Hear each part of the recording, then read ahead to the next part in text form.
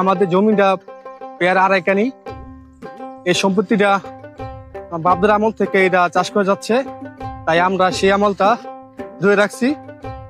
আর এখন যদি আর চাষ না করি আপনার, তাহলে আমাদের মানে ক্ষেত্রে আমাদের কাজ করা খুব একটা অলস পিপাচ্য জায়গা। অলস হয়ে গেলে বিভিন্ন রোগ হয়। এই জন্য খেতে খেতে কাজ করে সরষে লাগার জন্য আমি আর আমার ছোট ভাই তাকে নিয়ে এই জমিটা আমি কষে করতেছি।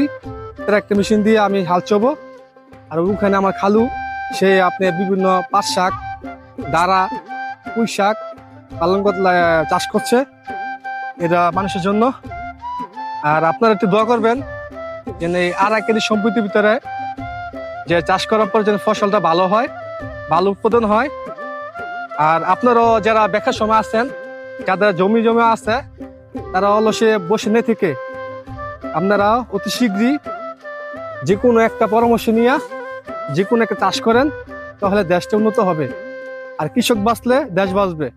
এই লক্ষ্যে কাজ করে আপনারা এগিয়ে যান।